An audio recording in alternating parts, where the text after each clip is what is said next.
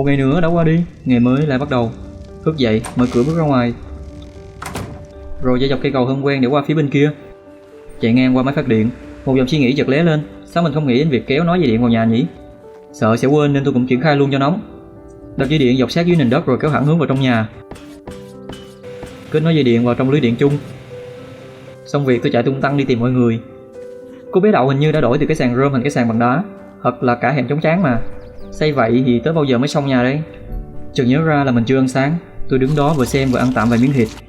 Tìm được trong người quả trứng rất to, không nhớ đã nhặt được từ lúc nào, đem qua cho bé Đậu.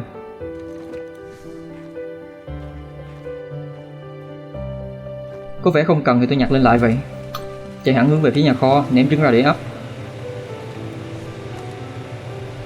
Tôi qua máy pha bi để chế thêm chút dây điện. Xong việc tôi ra ngoài để dạo chơi một chút, tiện thể kiểm tra tình hình luôn. Lang thang đến chuồng Dodo, rồi leo lên bờ te thì nó chơi tôi nặng không chịu đi, đành qua chỗ khác leo lên cửa Harry chạy về nhà.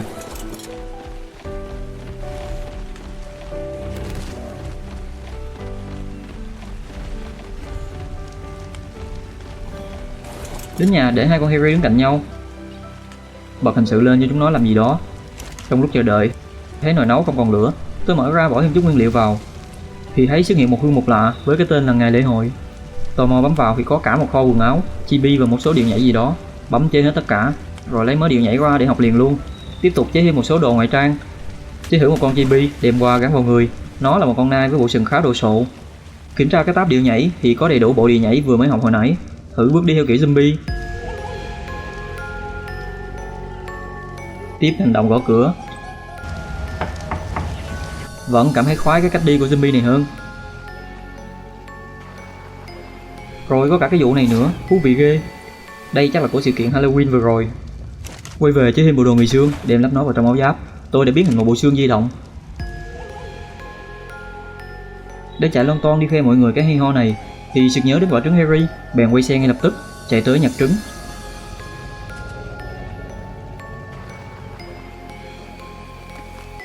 Rồi leo lên Harry phi nhanh qua cầu. Nhẹ nhàng tới gần bé Đậu, nấp sau lưng rồi bước zombie hù dọa một chút.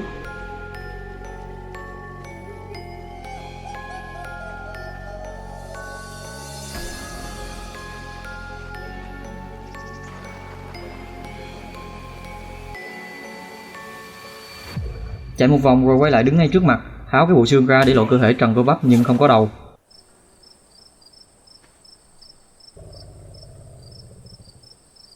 Hù dọa chút thôi, tôi chạy trở vào trong nhà kho để tạo thêm một bộ áo giáp, cũng gắn đồ vào. Hai cái bộ giáp sắt để bảo vệ cho Đậu được an toàn hơn là bộ đồ giá kia, mà gắn bộ ngoại trang kia cũng để trêu cô bé một chút. Rồi tôi cũng mặc lên cái áo đàng hoàng hơn. Chạy sang cái nồi nấu bên kia bật lên và tìm chế thêm cái quần. Thấy bộ đồ màu mè hoa lá hẹ này quá hay ho, tôi cũng mặc thử xem. Thì đúng chính xác là bộ đồ đi biển, tháo ra mặc lại cái quần vừa chế. Tuy nhìn nó thô tục kiểu gì ấy. Lại mở nồi nấu và đội cái giáp đầu lên. Cũng bấm chế tạo một đống chibi khác, nó cho ra ngẫu nhiên một loại chibi nào đó. Lấy hết đồ ra rồi chế một cái hòm đồ để lưu giữ đồ cho mọi người cùng sử dụng. Qua bằng chế tạo là một cái kéo rồi tập làm hở hớt tóc. Cầm kéo và chạy đi tìm người để thử nghiệm. Tới cái sàn của bé Đậu, không thấy cô bé đâu, chợt thấy thanh niên kia từ đằng xa tung tăng chạy về. Haha, chuột bạch đầu tiên đây rồi. Cái răng cái tóc là gốc con người, nên tôi sẽ cho đồng đội của tôi một kiểu tóc thật là keo, thật là chất lượng.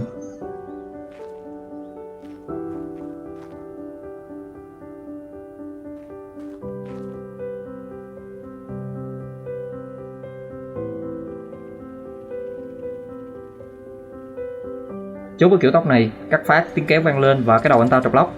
Chắc là phải cần thêm thời gian để mọc lại. Tiếp theo sẽ đến lượt của cô bé Đậu Cute, đặt cái ghế ra hẳn hoi, cô ấy cũng đã tháo nón ra sẵn.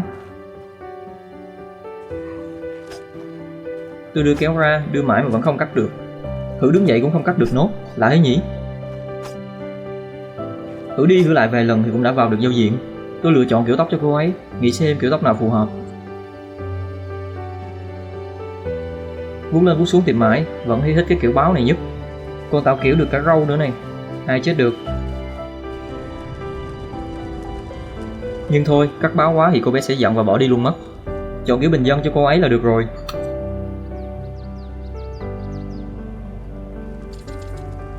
Rồi tôi cũng tự cắt tóc cho mình. Làm cái đầu mô hắc này với cái chùm râu chiến binh, vừa cắt xong được cái kéo gãy nát. Tóc của ba con báo này rõ cứng hơn bình thường mà. Rồi không biết thanh niên báo nào đã hú gọi cả bầy hú lại. Chúng tôi phải liên tục gọi chúng dừng để tránh hỗn loạn. Mở hòm đồ đem cho cô bé Đậu một bộ đồ sắt thay thế cho an toàn. Tôi cũng đặt cái hòm đồ ra rồi cho hết chibi vào trong cho mọi người tha hồ lửa. Tôi thì ngồi ngắm chúng nó một chút. Cái con của tôi là một con thằn lằn nhỏ với cái đuôi đốm sáng đèn. Còn thanh niên này thì dẫn theo một con khủng long có đầy mảng gây gốc, có vẻ là của Allosaurus. Quay sang cô bé thì tôi nghĩ là sẽ ngại ngùng tháo ngoại trang ra chỉ sử dụng giáp sắt, nhưng có vẻ là không biết tháo và khoác cả bộ bikini lên luôn. Rồi còn trách tôi nữa. Xong lại chia tay ngày hớt tóc của tôi. Rồi cả hai người kia nổi máu tự kỷ. Đứa thì ngồi dòm cái ghế, đứa thì ngồi dòm cái hòm đồ, thật kỳ cục. Tôi lại chạy qua nhà kho, đến cái nồi, bỏ gỗ vào để chế tạo tiếp mớ đồ. Qua bàn chế tạo chế cái áo giáp sắt và quần sắt, gắn ngoại trang vào, đi tìm thanh niên kia, bắn phát súng gây mê hắn xong, đem đồ vừa nãy mặc vào cho thanh niên. Trong lúc chờ thanh niên tỉnh, tôi nắm tay anh ấy lôi về nhà khoe bé Đậu.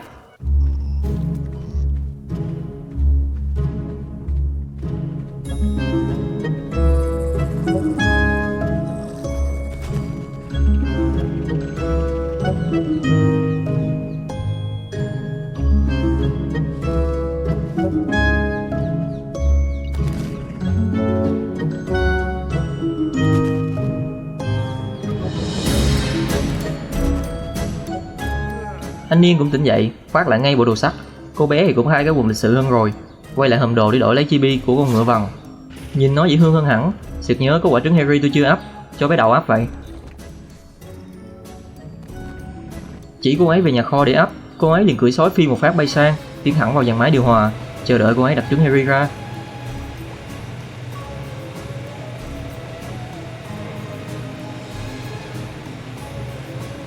Nhưng hình như có gì đó sai sai thì phải.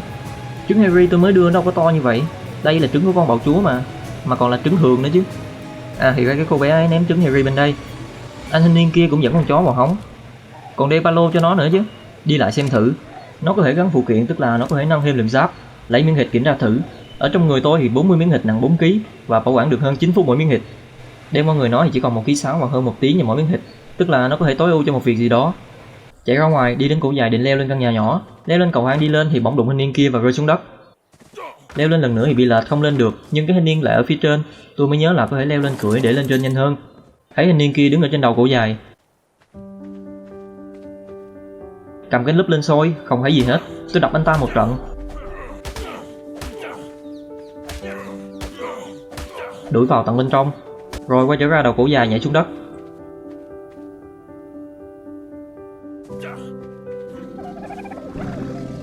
Đi một vòng quay lại, Harry cũng đã nở và cô Đậu cũng đứng bên cạnh nó.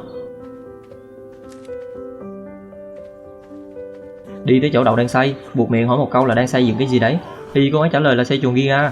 Tôi chạy ra đứng ngắm con Giga một chút. Có một con mà cũng đòi xây chuồng nữa chứ. Thanh niên kia thì nổi máu gà lên và gái cục tát.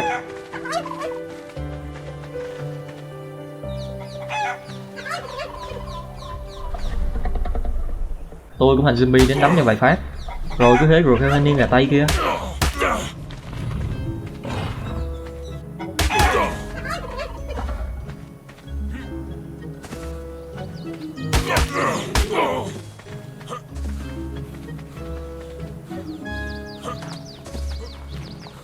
Chạy ngang qua nhà Đậu, thuận tay đấm phát, cô ấy bất ngờ xoay lại đấm trả tôi biến thành zombie đấm lại, rồi lại bị cô ấy đấm cái nữa thì bị rượt theo đấm. Sợ quá tôi đành chạy đi, vừa chạy vừa la làng.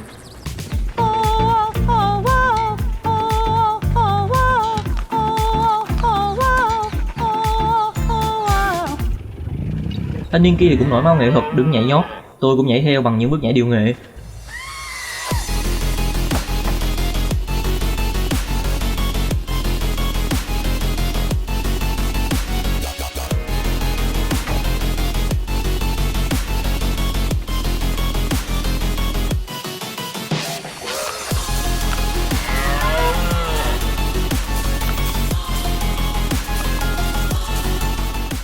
Nhảy cho xem mà còn bị rượt đánh, thật là không biết hưởng thức nghệ thuật gì hết.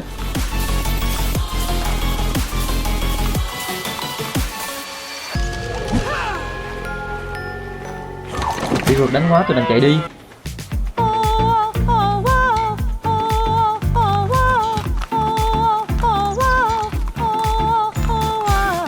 Còn một con bạo chúa lạc đàn, cưỡi nó đi về bầy đàn của nó.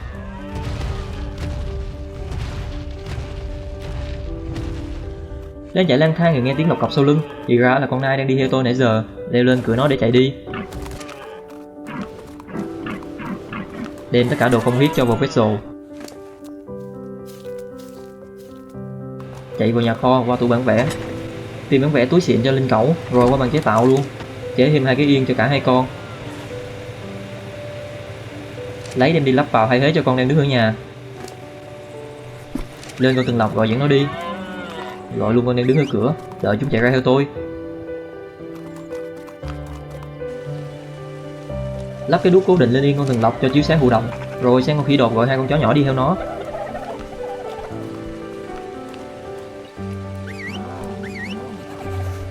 Qua con chó và lắp đỡ cái túi xịn. Tiếp đến là bật chế độ di chuyển tự do cho con khỉ. Và thế là tạm thời tôi đã có một đội quân tuần tra nhỏ.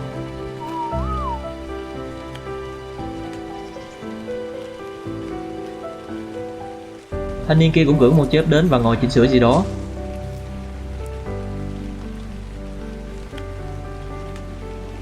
Rồi chạy ra leo lên con khỉ đột gọi con chớp đi theo. Vậy là đội tuần tra đã có thêm một thành viên.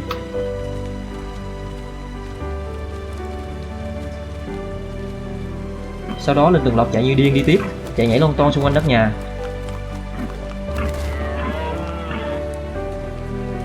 Thấy chán gọi một bầy sói đi theo tôi, đi dọc theo bờ biển. Bầy chó sói đông nghịt lững thững bước theo tôi.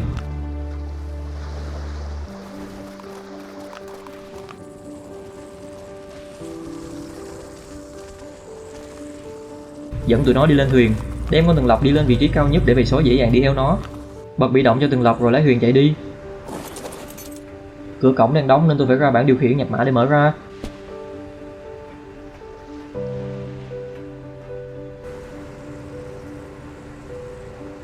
Chạy ra thì bị lạc tay lái nên cả bầy rơi hết xuống nước.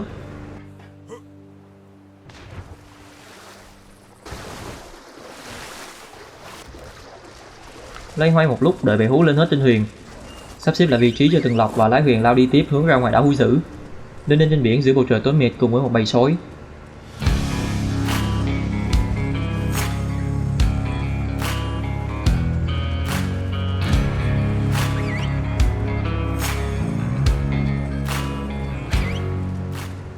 Đi mãi cũng đã đến được đảo Húi Dữ. Cưỡi Tường Lộc dẫn bầy sói theo đi vào trong đảo, sẵn sàng dọn dẹp sạch sẽ cả hòn đảo này.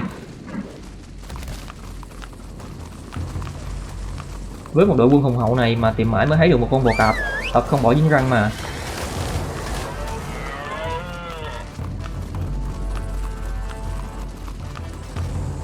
Đến một chỗ khác thì tôi thấy một con báo, tôi đứng đợi xem nó làm gì.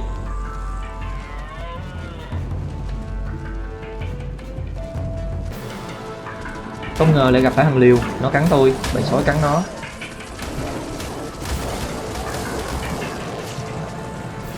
Đi tới nhà cây gốc xanh dương. Chỉ có một cái yên bản vẽ của con gì đó. Tiếp tục đi tiếp, dẫn bầy sói đi lang thang trong mưa.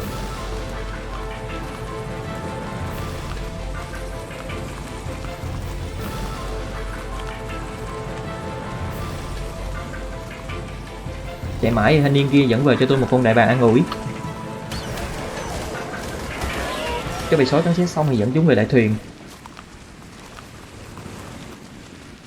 Đợi bầy sói lên thuyền đầy đủ, cầm lái đi về nhà.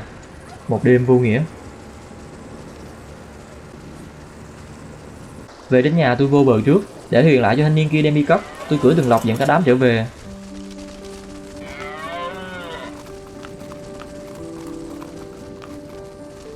Gọi dẫn các bầy sói vào nhà đem tặng cho Đậu Đậu. Thấy cứ đứng yên nhìn, tôi sợ quá, tôi dẫn các bầy sói trở ra. Kiểm tra lại số lượng một chút, chắc đủ rồi. Đi vào trong tủ chứa lục tìm lấy một bộ màu vẽ của tôi, cầm cọ đi tô vẽ cho tiểu hư Harry bên cạnh, vẽ cho một vòng trắng ngay đùi, dùng màu tím vẽ cái nơ trên dây.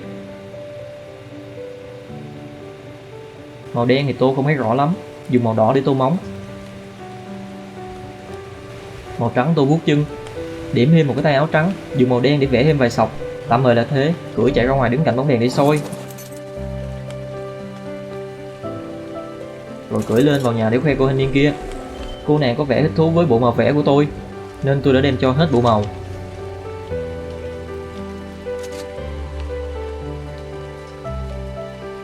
Leo lên Harry trở ra, chạy bôn bôn trên cây cầu hướng về nhà.